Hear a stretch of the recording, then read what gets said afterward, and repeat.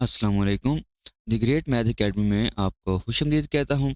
आज के इस लेक्चर में हम एक्सरसाइज 5.1 को स्टार्ट करेंगे। लास्ट लेक्चर में हमने डेफिनेट इंटीग्रल की डेफिनेशन को डिस्कस किया था और आज हम जो एक्सरसाइज में फार्मूला यूज़ होंगे उनको हम डिस्कस करेंगे। तो पहला फार्मूला है आपके पास अरिथमेटिक सब्डिवीजन फार्मूला। पहली चीज़ कि आपको अरिथमेटिक सीक्वेंस का पता होना चाहिए। फ़र्ज़ करें कि आपके पास सीक्वेंस है an, ठीक है। इस सीक्वेंस को हम अरिथमेटिक सीक्वेंस कब कहेंगे कि अगर वो सीक्वेंस ये वाली कंडीशन सेटिस्फाई करे, मतलब कि a n plus one minus a n is equal to d for all n. मतलब कि हर दो कंसेक्टिव टर्म्स का जो डिफरेंस होगा वो सेम होगा। इसका क्या मतलब है? इसका मतलब ये है कि अगर फर्ज करें इस सीक्वेंस की जो टर्म्स है वो हैं a one, a two, a three up to so on, ये इस सीक्वेंस की टर्म्स हैं। तो इन सीक्वेंस की जो दो कंसेक्टिव टर्म्स होंगी उनका जो डिफरेंस होगा वो हमेशा सेम होगा। मतलब कि ए टू माइनस ए वन अगर डी के इक्वल है तो ए थ्री माइनस ए टू जो होगा ये भी डी के इक्वल होगा। आप कोई सी दो कंसेक्टिव टर्म्स यहाँ से ले सकते हैं। फॉर एग्जांपल आपने जी ए नाइन माइनस ए एट ले लें, इनका जो डिफरेंस होगा वो भी क्या होगा, वो भी डी ही होगा। तो ऐसा सीक्वेंस जो इस कंडीशन को सेटिस्फाई करे उसको हम कहते हैं अरिथमेटिक सीक्वेंस, या हम इसको अरिथमेटिक प्रोग्रेशन भी कहते हैं। अच्छा, अब आ जाएं अरिथमेटिक सब डिवीजन फार्मूला पे। देखें, फर्ज करें आपके पास एक फंक्शन है जो कि किसी क्लोज इंटरवल ए बी के ऊपर डिफाइंड है। अब इस फार्मूले को हम अरिथमेटिक सब डिवीजन फार्मूला क्यों कहते हैं? क्योंकि जो आप यहाँ पे लेंगे ना पार्टीशन, जो आप यहाँ पे पार्टीशन लेंगे, फर्ज करें पार्टीशन है जी x naught, x one, x two up to x n, ये आपने पार्टीशन लिया। पार्टीशन के अंदर ये पॉइंट्स पड़े हुए हैं। ये जो पॉइंट्स होंगे ना आप, ये पॉइंट्स बेसिकली अरिथमेटिक सीक्वेंस में होंगे। इसलिए हम इस फार्मूले को हम क्या कहेंगे कि ये अरिथमेटिक सब डिवीजन फार्मूला है। अच्छा, अब फर्ज करें ना हम यहाँ पे ये रियल लाइन ड्रा करते हैं।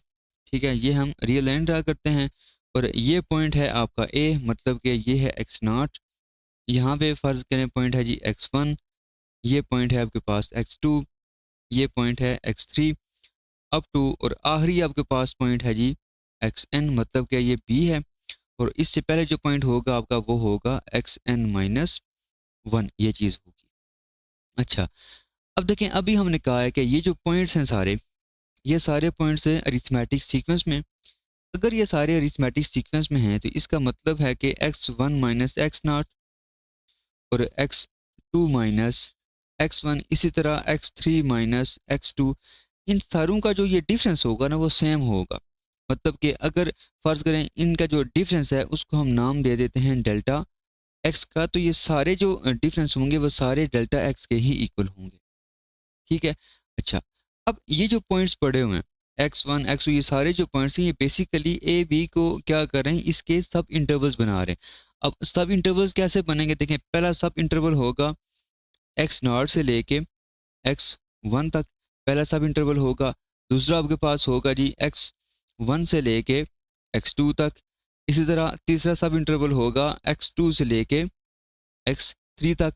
और लास्ट जो सब इंटरवल होगा आपका वो होगा एक्स एन माइनस वन से लेके एक्स एन तक। ठीक है, तो ये सारे इसके क्या होंगे, सब इंटरवल्स होंगे। अब देखें, अब अगर आप एक्स नॉट में अगर आप यहाँ पे डेल्टा एक्स ऐड कर दें, ठीक है, एक्स नॉट में अगर आप डेल्टा एक्स ऐड कर दें तो आपके पास ये क्या आ जाएगा, ये आपके पास एक्स वन आ जाएगा। मतलब कि अगर आपने एक्स वन फाइंड करना है तो एक्स वन किसके इक्वल होगा, x naught plus delta x के इक्वल होगा। अच्छा, इसी तरह अगर आपने एक्स टू फाइंड करना है, एक्स टू देखें, आप क्या करेंगे, एक्स नॉट में अगर दो बार डेल्टा एक्स को ऐड करें तो आपके पास एक्स टू आ जाता है। मतलब कि x naught plus two delta x के इक्वल एक्स टू आ जाएगा। इसी तरह अगर आपने एक्स थ्री फाइंड करना है वो आपके पास आ जाएगा x naught plus three delta x. और इसी तरह अगर इसको कंटिन्यू करें तो आपके पास एक्स एन जो होगा या एक्स एन माइनस वन जो होगा वो इक्वल होगा x naught plus n minus one delta x. और एक्स एन आपके पास होगा x naught plus n delta x ये चीज़ होगी। तो एक्स रे ये सारी अगर आप यहाँ पे पुट करेंगे तो आपके पास ना सब इंटरवल्स आ जाएंगे, नए सब इंटरवल्स आ जाएंगे। लेकिन उसमें एक चीज़ आपने याद करनी है कि ये जितने भी सब इंटरवल्स हैं ना, इन सब इंटरवल्स की जो लेंथ है वो सेम है। क्योंकि देखें लेंथ किसके इक्वल होती है, अगर आपने पहले इंटरवल की लेंथ फाइंड करनी है तो वो होगी x1 माइनस एक्स नॉट, वो डेल्टा एक्स के इक्वल है। इसी तरह अगर दूसरे इंटरवल की आपने लेंथ फाइंड करनी है तो x2 माइनस एक्स वन ये इसकी लेंथ होगी और वो भी किसके इक्वल है, डेल्टा एक्स के इक्वल है। मतलब कि ये जितने भी सब इंटरवल्स हैं, इन सारे सब इंटरवल्स की जो लेंथ होगी वो सेम होगी और उसको हमने नाम दिया हुआ है डेल्टा एक्स का। तो अब ये जो वैल्यूज हैं ये आप यहाँ पे पुट करें तो आपके पास पहला सब इंटरवल बनेगा x naught plus delta x. दूसरा सब इंटरवल आपके पास बनेगा x naught plus delta x से लेके x naught plus two delta x. तीसरा सब इंटरवल आपके पास बनेगा x naught plus two delta x और x naught plus three delta x, ये चीज़ बनेगी। और लास्ट जो आपके पास इंटरवल होगा वो आपके पास बनेगा एक्स एन माइनस वन, और एक्स एन माइनस वन ये लिखा हुआ है, ये आपका आ जाएगा x naught plus n minus one delta x से लेके x naught plus n delta x. ये सारे क्या बनेंगे, ये सारे सब इंटरवल्स बन जाएंगे। अच्छा, अब लास्ट लेक्चर में हमने डेफिनेट इंटीग्रल की डेफिनेशन पढ़ी थी। डेफिनेट इंटीग्रल की डेफिनेशन क्या थी, डेफिनेट इंटीग्रल की डेफिनेशन थी limit from a to b f of x d x is equal to limit n approaches to infinity.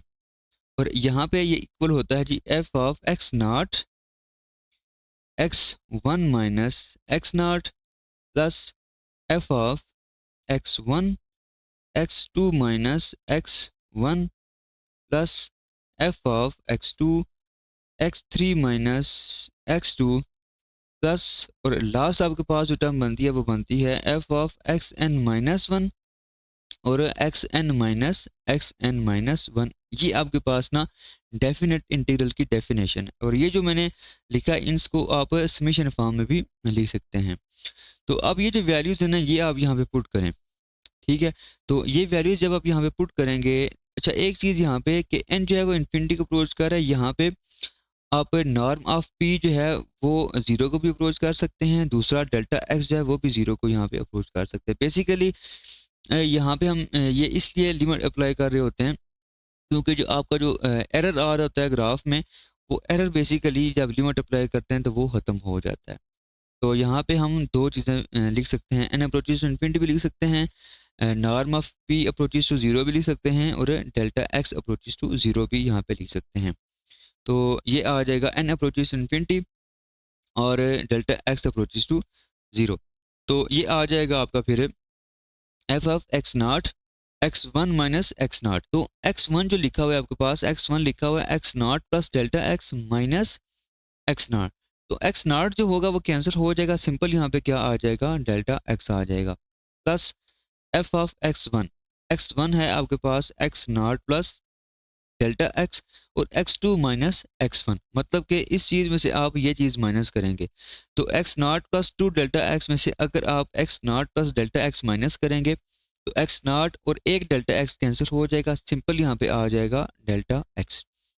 इसी तरह ये जो तीसरी टर्म है उसमें एक्स टू की जगह आप लिखेंगे x naught plus two delta x, और ये जब सिंप्लीफाई आप करेंगे तो यहाँ पे सिंपल क्या आएगा, डेल्टा एक्स ही आएगा। अब आते हैं आखिरी टर्म पे। आखिरी टर्म आपके पास ये लिखी हुई है, तो ये आपके पास आएगा f of x n minus one, और इसकी वैल्यू हमने यहाँ पे पुट करनी है। यहाँ पे जब वैल्यू पुट करेंगे तो वैल्यू इसकी ये लिखी हुई है, ठीक है।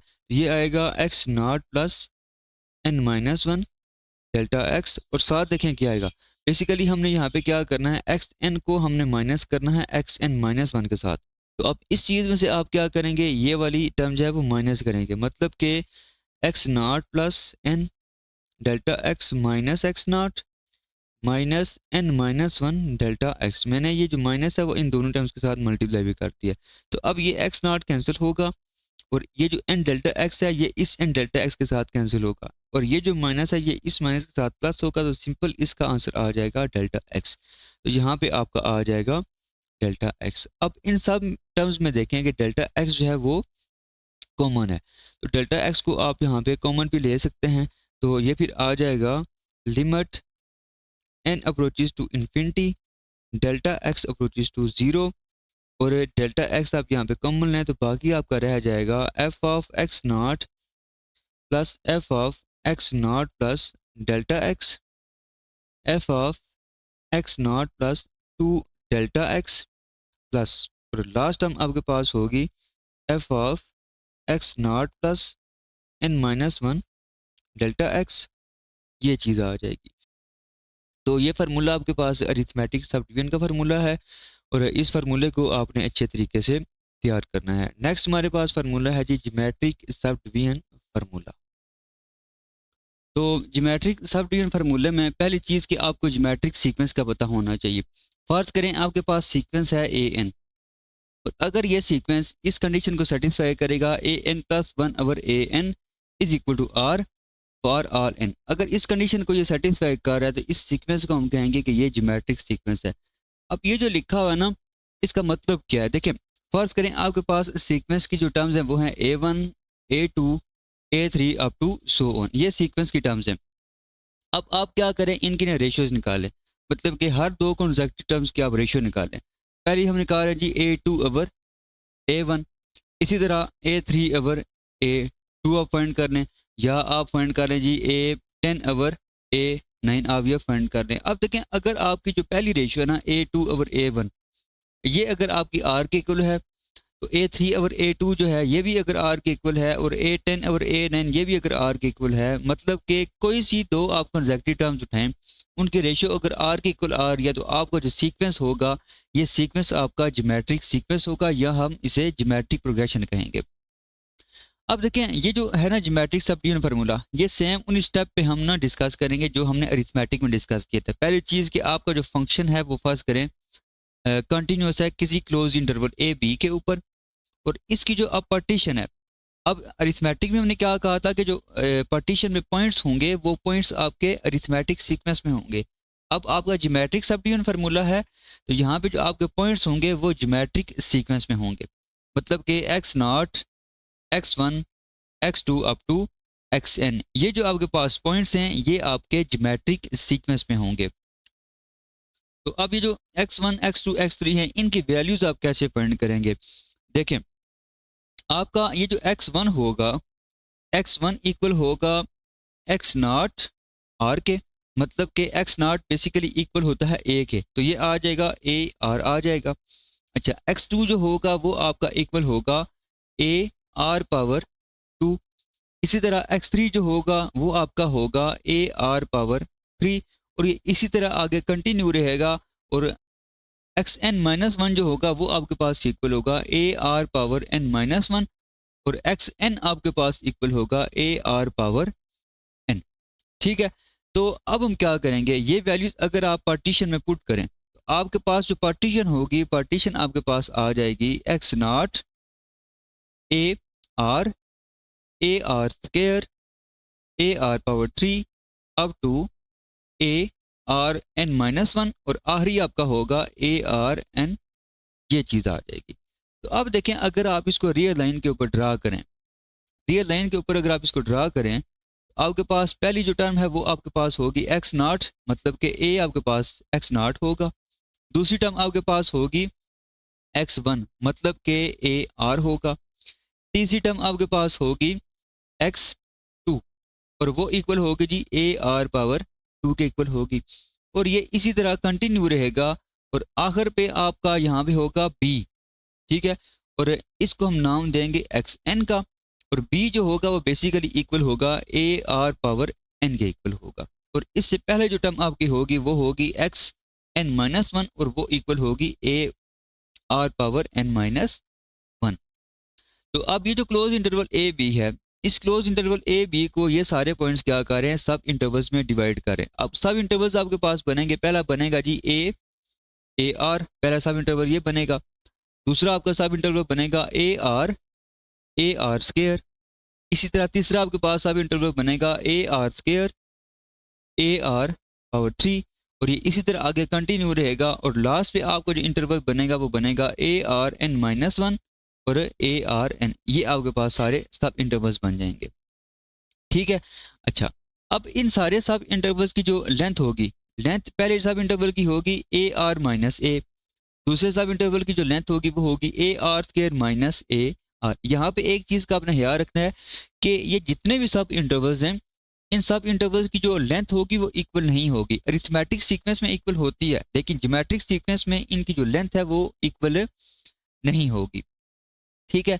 अच्छा जी, अब हम क्या करेंगे, अब हम यूज़ करेंगे जो फार्मूला हमने डिस्कस किया था लास्ट लेक्चर में, डेफिनेट इंटीग्रल का। लास्ट लेक्चर में हमने ये डेफिनेट इंटीग्रल का जो फार्मूला है वो हमने डिस्कस किया था। अब हम क्या करेंगे कि ये सारे जो इंटरवल्स हैं ना, इन सारे इंटरवल्स की जो वैल्यू हैं ये इस फार्मूले में हम यहाँ पे पुट करेंगे। तो आपके पास आ जाएगा limit n approaches to infinity f of x not.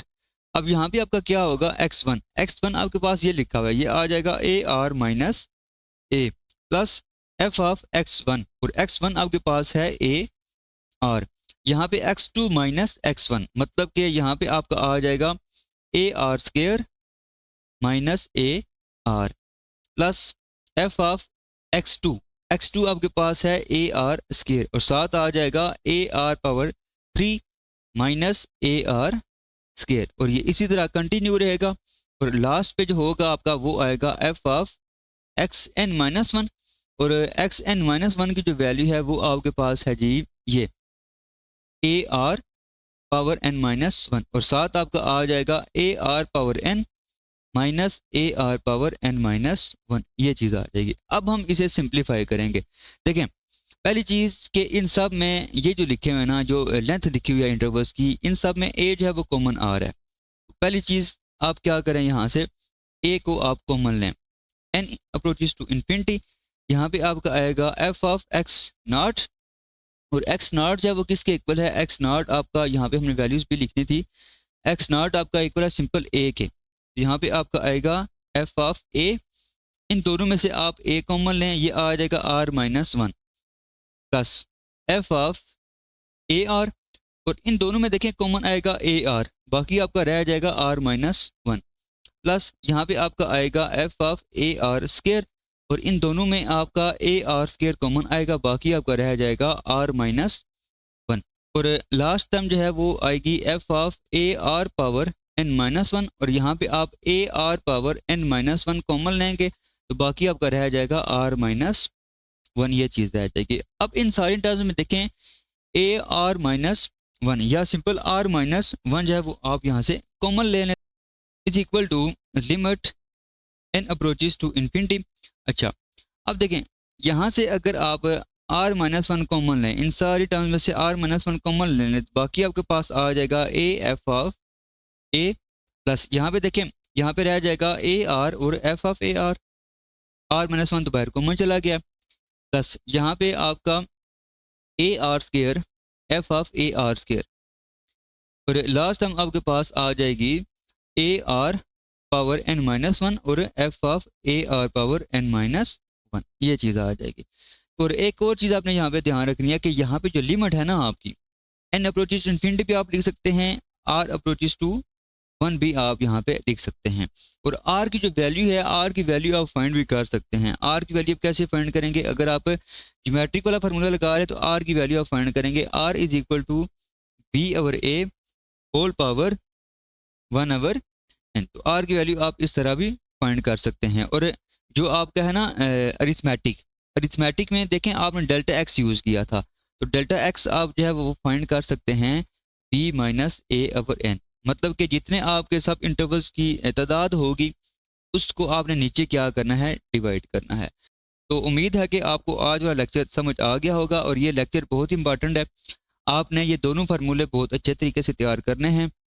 अगर आपको ये दो फार्मूले समझ आएंगे तो आप एक्सरसाइज के क्वेश्चंस कर सकते हैं। नेक्स्ट लेक्चर में हम इंशाल्लाह एक्सरसाइज 5.1 के जो क्वेश्चंस हैं वो हम सॉल्व करेंगे। अल्लाह हाफिज़।